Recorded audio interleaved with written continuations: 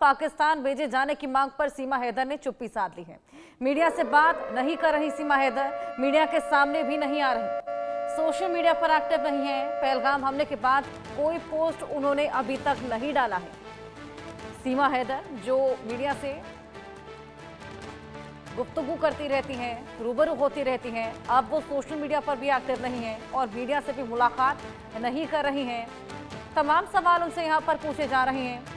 पाकिस्तान भेजे जाने की मांग की जा रही है सीमा हैदर को और उस पर अब उन्होंने चुप्पी साध ली है। मीडिया से बात मुखातिब नहीं हो रही और इस बीच सोशल मीडिया पर भी बिल्कुल भी एक्टिव नहीं है सीमा हैदर, जो सोशल मीडिया पर खासा एक्टिव नजर आती हैं, लगातार रील्स डालती रहती हैं। अब वो सोशल मीडिया से भी बिल्कुल गायब हो चली हैं।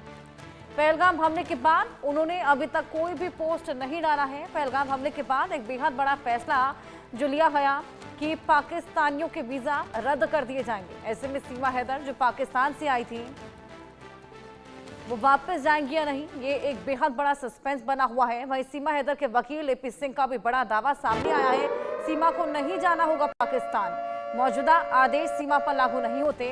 राष्ट्रपति के पास सीमा की याचिका लंबित है, गई हुई है। अब भारत की हिंदू है सीमा। सोशल मीडिया पर सीमा को पाकिस्तान भेजने की मांग भी लगातार उठ रही है। जिस तरीके से पाकिस्तानियों के वीजा यहाँ पर रद्द किए गए हैं, तमाम पाकिस्तानियों को वापस भेजा गया है। एपी सिंह ने और कुछ क्या कहा है, आइए सुनवाएं। की बेटी को देश के महामहिम राष्ट्रपति जी के यहाँ उसकी याचिका लंबित है। सारे ओरिजिनल डॉक्यूमेंट जो पाकिस्तान से लाई थी सब सीमा के एटीएस के पास हैं, जांच कर रही है। सीमा अपने ससुराल और अस्पताल के अलावा आज तक कहीं नहीं गई।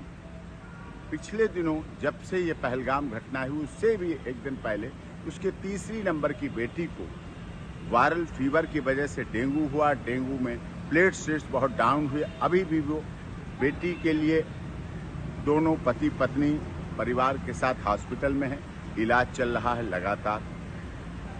नवजात बच्ची उनके साथ है, भारत में बेटी। उसका सर्टिफिकेट उत्तर प्रदेश की माननीय सरकार ने जारी कर रखा है, बर्थ सर्टिफिकेट, और उसके आधार पर है, भारत में रह रही है। उससे इसने पहलगाम की घटना जो दुखद घटना है उससे इसका जोड़ना बिल्कुल गलत है। जो लोग आलोचनावश ऐसा जोड़ रहे हैं उसकी स्थिति को देखें। भारत की अब बहू है, मीना समाज की सम्मान है और रबुपुरा में। वही रबुपुरा की रहने वाली गीता भाटी का बयान सामने आया है, सीमा हैदर को वापस पाकिस्तान भेजा जाए। गीता भाटी ये डिमांड कर रही हैं, सीमा अवैध तरीके से भारत आई है। गीता भाटी ये बोलती हुई नजर आई हैं। रबुपुरा की रहने वाली गीता भाटी, ऐसे तमाम लोग जो लगातार सीमा हैदर को वापस भेजने की मांग कर रहे हैं। जिस तरीके से सीसीएस की बैठक में फैसला लिया गया, तमाम पाकिस्तानियों को वापस भेजा जाएगा। ऐसे में हमारे सहयोगी महेंद्र माही ने गीता भाटी से खास बातचीत की है, आइए आपको सुनवाएं। बीते दिनों पहलगाम में आतंकी हमला हुआ जिसमें 28 लोगों की जान चली गई। बड़ा सवाल ये भी हुआ कि जब जो आतंकवादी दूसरे देश से आए थे, यानी कि पाकिस्तान से आए थे, उन्होंने बाकायदा जात पूछी, धर्म पूछा और उसके बाद जब उनको लगा तो उन्होंने कपड़े उतरा। उसके बाद उन्होंने गोलियों से 28 लोगों को भून दिया। ऐसे में लगातार विरोध चल रहा है देश में कि जितने पाकिस्तानी हैं उनको बाहर भेजा जाए और केंद्र सरकार ने एडवाइजरी भी जारी की कि जो पाकिस्तानी लोग भारत में रह रहे हैं उनको वापस पाकिस्तान भेजा जाएगा। मगर अब सवाल ये भी खड़ा हो रहा है कि सीमा हैदर जो कि बीते साल पाकिस्तान से अपने 4 बच्चों के साथ ग्रेटर नोएडा के रबुपुरा रह रही थी, वो पाकिस्तान जाएगी या नहीं जाएगी, क्योंकि उसके पास ना वीज़ा है, ना पासपोर्ट है, कोई वैध लाइसेंस नहीं है। ऐसे में लगातार हम देख रहे थे जो गीता भाटी है रबुपुरा की, वो लगातार इसका विरोध कर रही थी कि चाहे सीमा हैदर हो चाहे कोई भी हो, देश का जो कानून है सबके लिए समान होना चाहिए। ऐसा नहीं है कि सीमा हैदर के 4 बच्चे हैं तो उसके साथ सहानुभूति है या वो माँ बन गई है तो उसको जाने नहीं देना चाहिए। भाटी जी, लगातार देखिए एक दुखद हादसा हुआ पहलगाम में, आतंकियों ने हमला किया, 28 लोगों की उसमें जान चली गई, उसमें धर्म पूछा, गोली मार दी गई। देश में विरोध चल रहा है और एक ही गुस्सा फूट रहा है कि पाकिस्तान का खात्मा करो। ऐसे में ये भी सवाल उठ रहा है कि जो लोग पाकिस्तान से भारत में रह रहे थे उनको भी वापस भेजा जा रहा है और कुछ लोग जा भी रहे हैं। ऐसे में सीमा हैदर अभी भी भारत रह रही है, बच्चे की बात कर रही है, तबीयत खराब की बात कर रही है और वकील साहब कह रहे हैं कि काफ़ी क्रिटिकल हालत है। क्या लगता है ऐसे में आपका विरोध जायज़ है कि अभी भेजना ज़रूरी है? तो वो कौन से हॉस्पिटल में है ये तो बताएं, मैं तो खुद देखने जाऊंगी। सहानुभूति, मरीज के साथ सहानुभूति होती है। अगर वो बीमार है और इतनी क्रिटिकल कंडीशन है, कौन से आईसीयू में एडमिट है, कौन से हॉस्पिटल में है इंडिया के, या कहीं अमेरिका भेज दी है, कहाँ है वो एडमिट, जाना तो चाहिए।